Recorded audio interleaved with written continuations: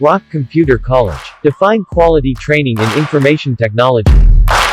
Now, in our last lesson, I did say that professionals do not use erasers to erase your work in Photoshop. We use layer mask, and this is because it's a non-destructive way of working in Photoshop. It's a non-destructive way of editing your image.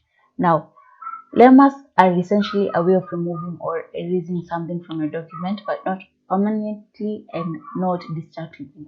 And you can always bring it back later if you change your minds. That's why it is so much better than erasing.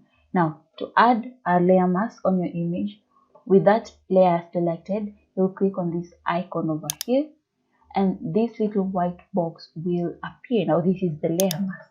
Now, to activate it, just click on it. Then we can come and pick the brush tool. On black, we will erase. Now, if you paint with black, you're erasing like that. Now, if I decide that I did make a mistake and I want to turn it back again, like to restore it, I can just come here, switch the colors, and restore it like that. Now, white will restore while black will erase your image. Then I can do that, and that image will be restored.